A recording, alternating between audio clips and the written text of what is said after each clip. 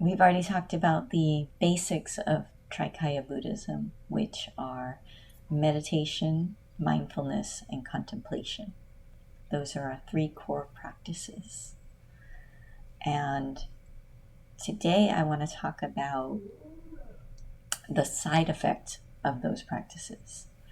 The purpose of the practices, of course, is awakening awareness, expanding awareness, discovering who and what we truly are. And it's interesting times we live in, because long ago, like not even 100 years ago, less than that, the practices that I share with you would have been highly guarded secrets. You would have had to go through decades of training to be exposed to them. There would be, if you could even find somebody like me, you have to go through these arduous journeys to find a teacher. And in that course of that journey, there would be a great deal of purification would happen. And if you were to enter a monastery, same thing, decades of basically purification practices where you're learning basic etiquette, basic control over your body and mind. But these are interesting times. The teachings are out there. The genie is out of the bottle. So there are those of us who choose to teach publicly, and that comes with risk. So I do what I can to help you mitigate the risk. And one of those things is talking about the different side effects that happen as a result of doing these practices. So you may have noticed, if you started a daily meditation practice, where you're sitting every day, and then you start to practice mindfulness every day, where all day long you're watching what your mind is doing. Where is it going? And you start to redirect your mind using beauty or gratitude. And then you have your periods of contemplation, like, oh, this pattern keeps coming up. I keep visiting this over and over again. So let me examine this and look at this in detail and see what is going on. So we do these practices, and guess what?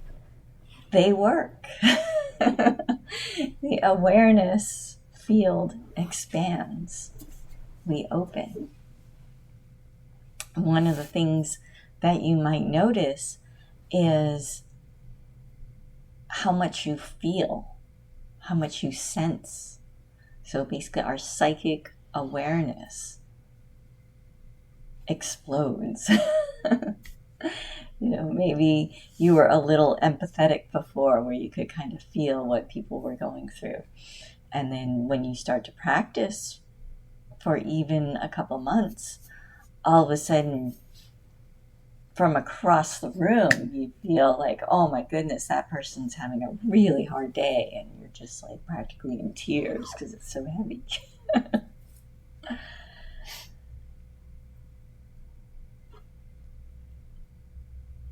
So this increased awareness happens on all levels, even our sense of touch, taste, sight, smell, sound. Suddenly everything's really loud. And you're screaming at your neighbor, turn the TV down. Whereas before you didn't notice it, because your mind was so busy, it was so filled with drama and just a cyclone of thought. So this happens. We become more sensitive. But what this sensitivity actually is your power increasing. Sometimes people don't make that connection. They don't realize that, oh, I'm feeling all of this stuff that feels quite overwhelming, but it's because my internal power has gone up to quite a degree. And when our power increases, power is perception. So our perception, our awareness increases.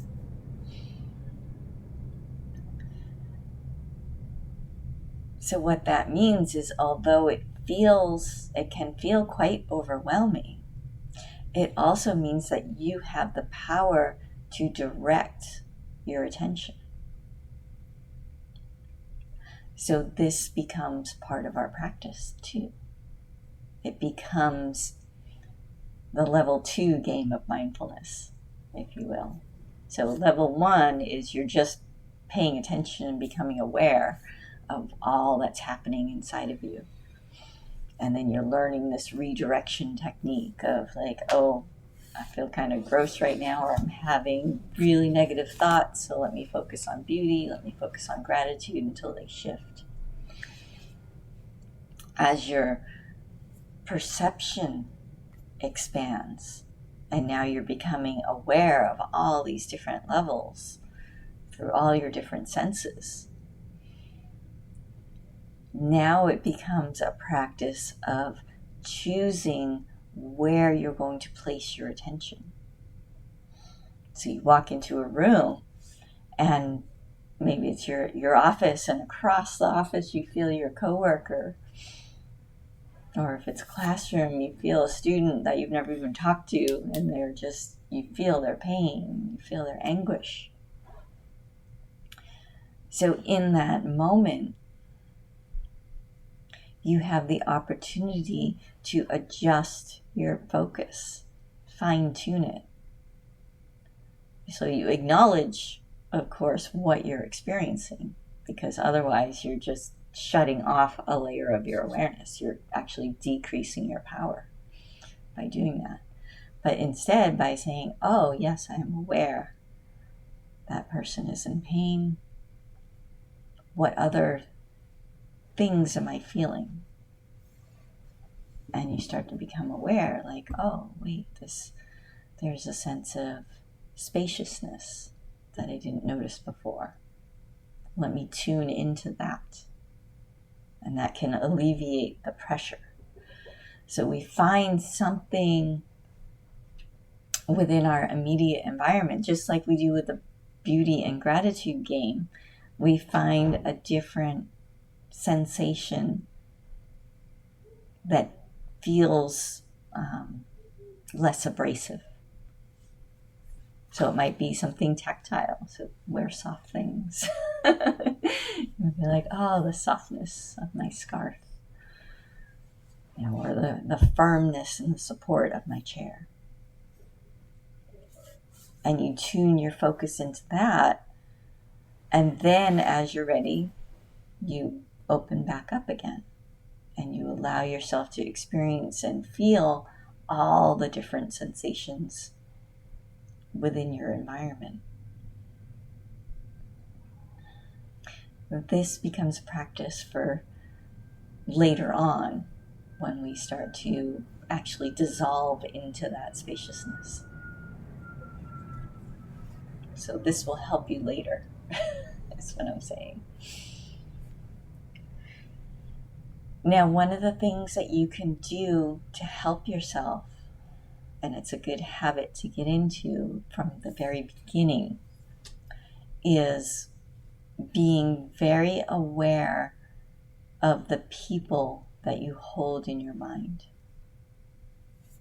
We're all psychic, we're all open, we're all connected on different levels. And there's this whole, what do they call it in the 80s? The Psychic Friends Network. You can call the number, and then you put in your credit card and pay by the minute, and you can connect to your psychic friends. So this Psychic Friends Network it's real, it exists, it's there all the time. And some people, are very attracted to that world. And it's a level of occultism that isn't really all that helpful in the big scheme of things. It's neat and fun at first, but it can quickly devolve into a soup of manipulation and horror, really, just to put it bluntly. So as you're becoming aware of your psychic abilities, you think of your friend and then they call you. It's like, oh, that's cool. Or you're thinking, oh, I bet Susie Q is having pasta right now. And you call her up and you're like, you're having pasta right now, aren't you?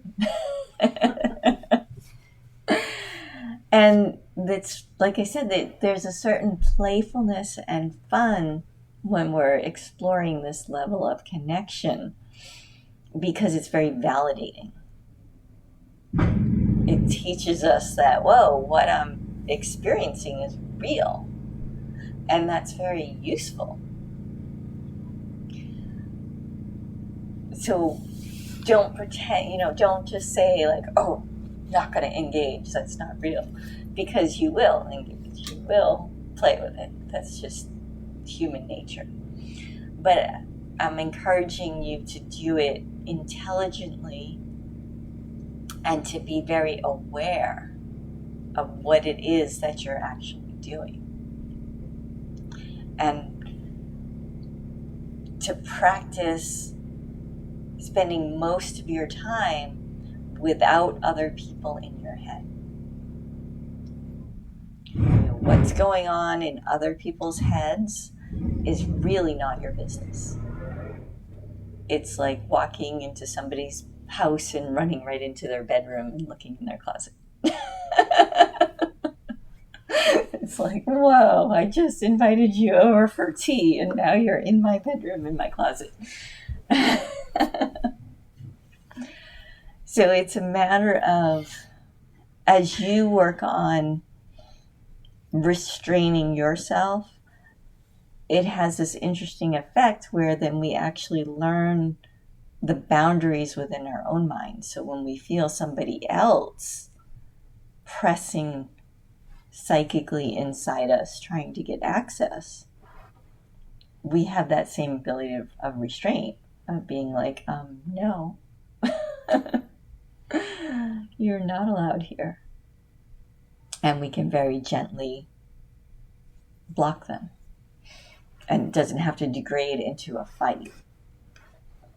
What happens if we start to dip into that world unconsciously, then we start, just like in the physical level, we teach each other how to treat each other through different boundaries.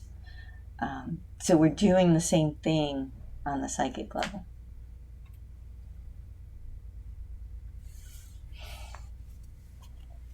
So it's much easier to set those ground rules ahead of time than it is to change them later after the fact.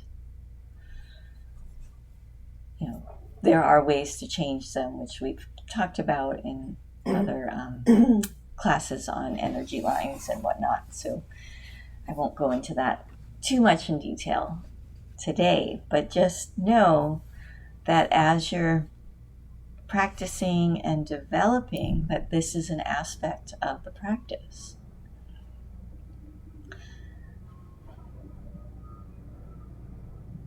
So there are times when you want to really work on not having anyone else in your head, and that's when we sit in meditation. We don't want to focus on anyone else. We can focus on enlightened, super high being like Padmasambhava. If you need a person like image, that's always a good one. You can focus on a symbol, on just light or music or your breath, feeling the Buddha within your heart. But if you start thinking about, oh, I gotta call so-and-so while you're meditating, immediately refocus. Just cut that and refocus. Because when we enter into a state of meditation, we're very, very open. And then all of a sudden, we're having this psychic conversation with this person. So when you're meditating, when you're contemplating, again, be very careful. You might be dealing with your contemplation. You might be looking at patterns of behavior that maybe you have with a specific person. When you're doing that, look for the line of where you're looking at what you can control, your behavior and how you act, versus stepping over and starting to have a psychic conversation and a negotiation with them. You guys know what I'm talking about. So when you start to enter into negotiation, that's where you again stop and say, wait a minute, no, I cannot control that person's behavior. I can control me. So this is how I'm going to behave, and this is where my boundaries are, and this is what I'm going to do. And return to looking at what is our responsibility and our sphere of influence. And then as we're practicing mindfulness, again, another layer of mindfulness, where we pay attention. And this is where it gets a little fuzzy, so you've got to use your discrimination. Because there are times when it's very useful when you're getting these psychic hits from people. Like when you're driving on the freeway, for example.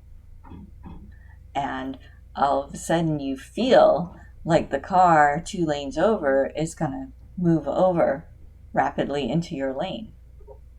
And so you slow down, and then sure enough, boom, there you go. It's no blinker, anything. But you just saved yourself from a potential accident. So this psychic awareness has its uses. It can keep us safe. We can be walking down a street and just feel like, oh, maybe I should cross and walk on the other side of the street. And so we do, and then as we're walking, maybe we see a bunch of people who are really rowdy and drunk, and they're giving everybody a hard time. And now, because we did that, we avoided that whole situation. So that level of psychic awareness, like I said, is very useful. It's when we start to engage and have these psychic conversations with one another that it can get very messy very quickly. So I highly encourage you to use your words. Now we have these wonderful devices. We can send messages in all different applications, got email and text and social media. We have all these different ways to communicate, plus actual phone call. Now, if you do have somebody that you want to play with, just to exercise your psychic ability for that validation, if you're going to do that, do it consciously. And when you're done playing, let there be an agreement, like, okay, the game's done now. We're going to cut that line. And you stay out of my head, I'll stay out of yours. And there's that separation that happens. So another thing that happens in meditation, as I said, is all of this is possible because our power goes up. There's a level of energy within our body. And what people often don't realize is when we meditate and practice this path, every emotion that we experience and express is charged with that energy. So somebody who does not meditate, does not practice, they just live very ordinary life. They get angry, they yell, and they get a little tired, and then it's over. Somebody who has a serious practice, who's meditating every day, who's building up their power, they lose their temper. It's like, boom. So if you direct that energy at somebody, it can hurt them. It can knock them off balance to the point where they physically get hurt. It can knock them off balance emotionally, where they wind up messed up for a while and not really knowing why, because they just got, we call it slamming. You slam somebody with your energy. And it's problematic because when you're causing harm to somebody else, because you're taking all this beautiful energy that you've amassed and learned how to run through your body, and you've concentrated it down and thrown it at somebody. So now you're causing harm that way. In addition, now all this work that you've done to learn how to pull up this energy, you've just thrown it out the window. And then so you'll feel even more tired. And you'll probably fall into those lower states at a much more rapid pace. So for comparison, somebody who doesn't meditate, they get annoyed at something, they throw a tantrum, they're a little bit tired, but it's over for them. Somebody who practices seriously on the path does that. Now they have just completely drained themselves, and now they're full of, you've connected with that mind state of anger and empowered it. And then this feedback happens. So now you're trying to pull your power up, but you're stuck in this state of anger. So it's just making the anger stronger, and that's feeding back into you, making you angry and pushing it back in. And you get caught in this really intense cycle.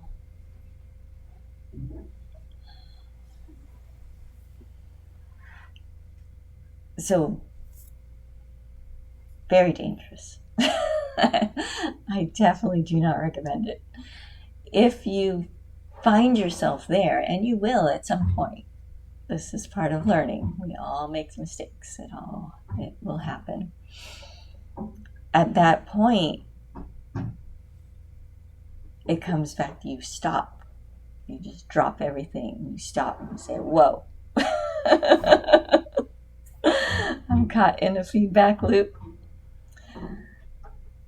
Let me stop and come back to center.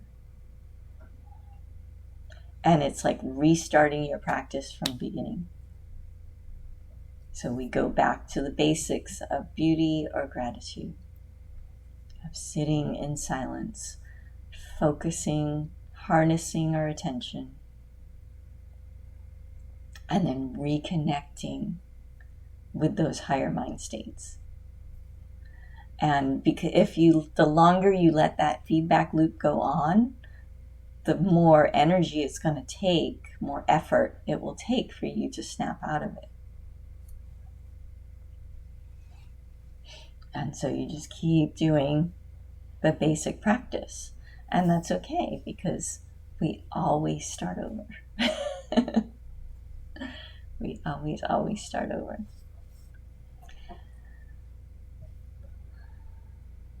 So now that I've terrified you all, we should meditate. But seriously, these are very powerful practices, and I don't think enough teachers really talk about this side of it, because we like to, of course, we want to encourage everybody to meditate, everybody to practice mindfulness. So we talk about how wonderful it makes us feel. It's like you meditate.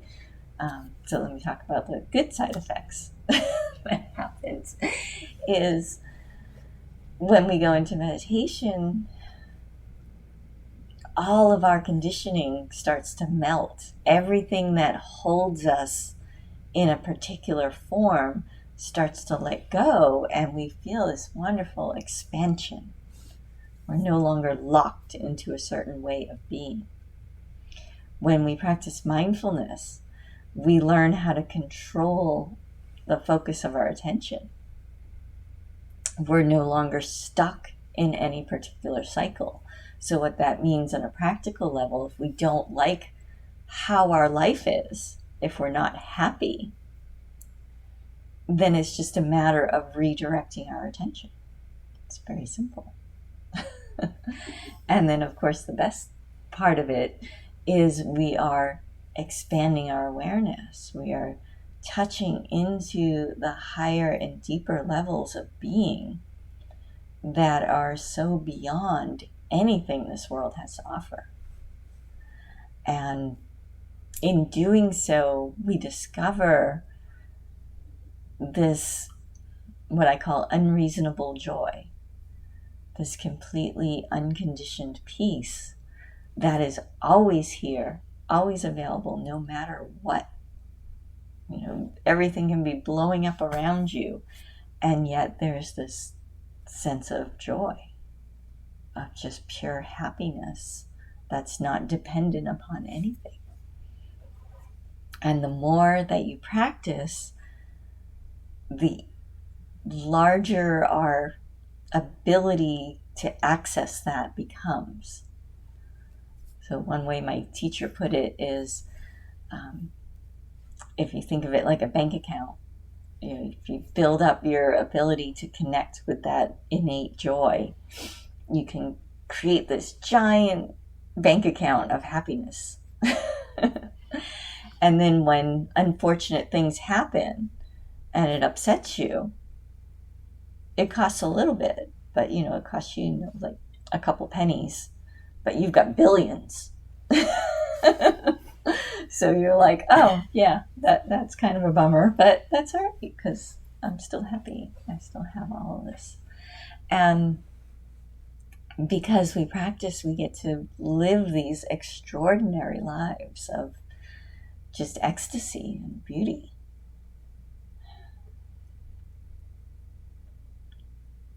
So that's why we meditate. That's why we practice. But it does have all those warnings. There's the warning label.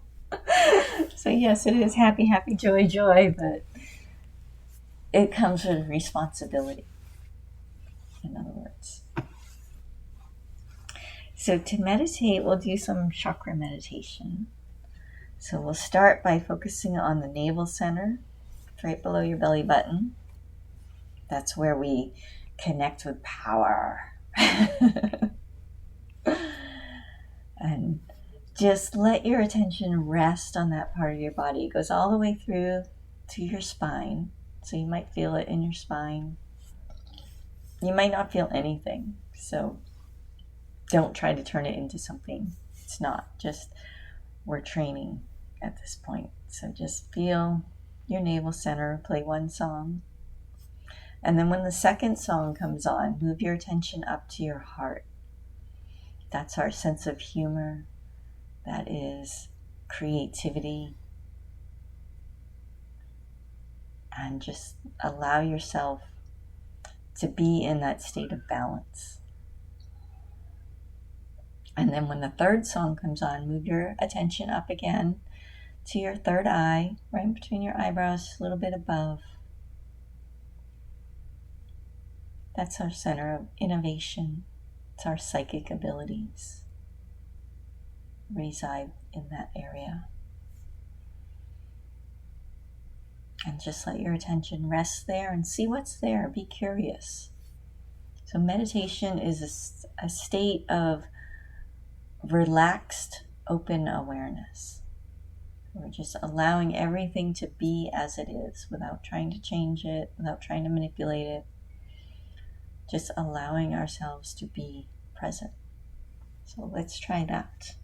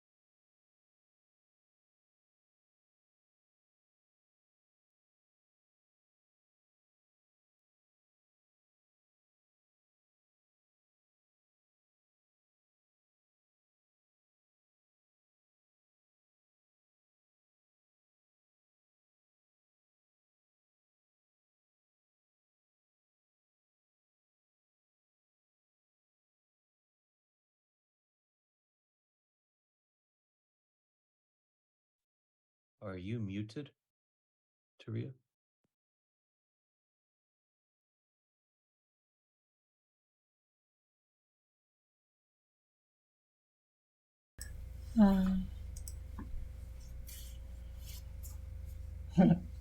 So yes, this practice is precious.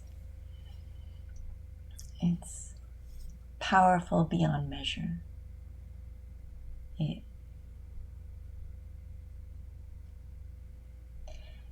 It's interesting.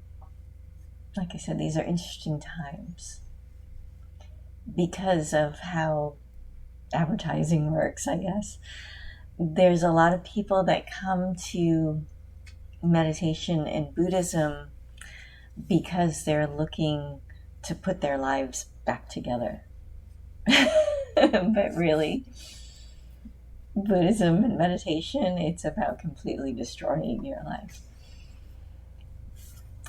Because it's about going beyond everything that you think you are. These tiny little cages that you have built for yourself that aren't real. They're this great illusion. But it's interesting because in order to move beyond, we have to have our house in order first. Because if you're completely ungrounded, you're completely off balance, and so stable that you cannot function in society, these practices won't help. They will make it worse. For the reasons that we talked about earlier. Because in order to do the practice, we need a sense of balance. We need a little bit of power to start with. So that means that if you're not balanced, if you're not internally stable, then there's preliminary work that needs to be done. And that can be done with a therapist. It can be done with your family physician. It can be done lots of different ways, through endless support groups online, to find that baseline. You need to have a baseline first. I guess it's a way of talking about it. There needs to be a certain level of stability in your life first. And then you add these kind of practices. And what happens is, as you grow, as your power develops, you start to notice that, oh, okay, this structure that I built before to help me be stable was this wonderful scaffolding, but now I'm strong enough and I don't need it anymore, so I can let it go. And sometimes it blows up, sometimes it just crumples away. So there's this interesting crossover between psychology and Buddhism. And the difference, the best description I've heard is psychology exists in order to help you put your mind together, help put your life together. And then Buddhism exists to help you dissolve it entirely. The way my teacher put it was, well, first you get your house in perfect order and everything in its place and everything is pristine and perfectly lined up, and then you throw a match on it and you burn it down.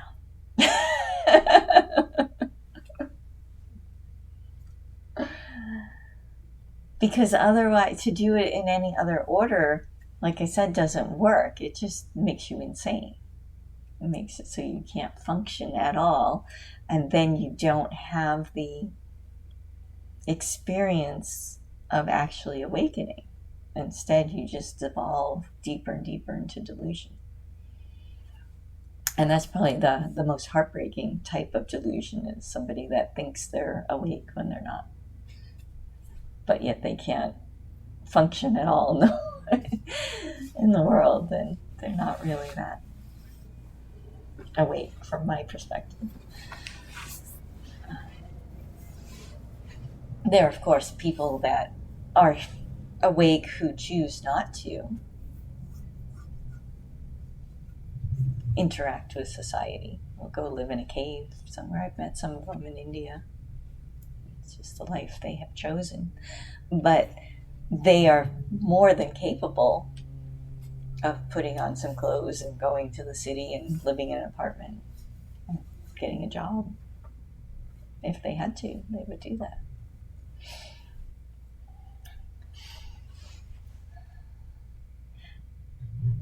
So don't look to this path to fix your life and give you all the material things that you want. Because you could use it that way. I've seen people do it. That was one of the hooks my teacher actually used. It's like career success. Because it works. You can take these practices and focus on building yourself the most magnificent life. He produced many millionaires. And it was interesting because there was a point where some of these millionaires were faced with the decision of, like, okay, do I just keep it or let it go? And the ones that chose to keep it aren't so happy. They got really, really angry. So I remember he said, it's easy to say that you're not attached to money if you don't have any. But go and make $1 million. Back then $1 million was a lot of money. Now I guess it would be make, $10 million. And then give it away and see how attached you are to it. But going with that same, this is where it gets complicated and I'm starting to ramble, so I'm going to stop in a minute. But there's nothing wrong with using the practice in order to make your life comfortable and provide you all that you need to function. Because like I said, there's a certain amount of stability that is required in order to go beyond and into higher and higher states of mind. Because you let go, it's the same. If we break it down even to just a very physical way, we sit like this because it's a very stable position to sit cross-legged with this tripod of support. Because when we fully let go, the body relaxes. We go into samadhi, the body relaxes. And if we have this tripod of support, we don't fall over. But if we're kind of slouching, and then we go in samadhi and we will let go, we fall on our face. So the same thing happens in a very material way. So if we don't have our income lined up, if we don't have our rent paid, if we don't have our dishes washed, and we go into these very, very high states where, life, how do you explain going out to the desert and being completely gone? So if your mind just completely opens and you don't have that baseline of stability and support, you come back and it's really hard to function. And all of that expansion and beautiful energy and light that you experience now all has to get turned into a very mundane struggle.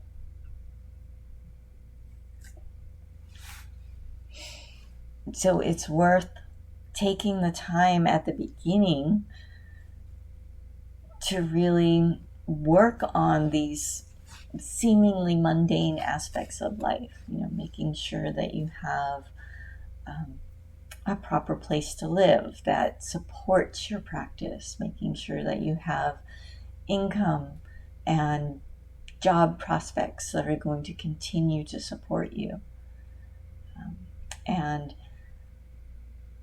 allow you to kind of look beyond just barely scraping by. So, if that makes sense. I know that you experienced that. As you said, you told me that you thought you were going to be in retail forever, and now you're a professional Salesforce person. Yeah. Almost a programmer. Almost. Developer. Yes, a developer. Perfect. So there's this notion about Buddhism being like the material world is like yucky or something. Like you're supposed to be above all that and be penniless. But that doesn't work for real practice. You'll constantly be hitting your face on the floor. It's just like slouching when you meditate. You hit a certain level where you get really high, and then boom, you hit your face on the floor. So if your material life isn't stable and secure, your material life will keep hitting you in the face, and you won't be able to go and experience certain states of mind and eventually go beyond all states of mind. Of course, there are exceptions. There's this very rare individuals who are true renunciates, who can be stable living with absolutely nothing, but I have yet to meet any of them. Well, I met one, like I said, in India.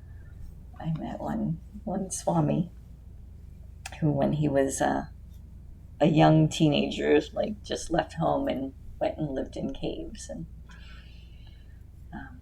slept with tigers and whatnot. He clarified. He said the tigers would sleep over there and he would sleep over here. But like I said, that's a very rare person who is absolutely comfortable with nothing and sitting on a rock. And in this country, it's excessively difficult to do because there's no acceptable place to be in this country, unfortunately. So work on your stability, and then that's when we can get serious about our practice. Enough rambling. Thank you all. Thank you.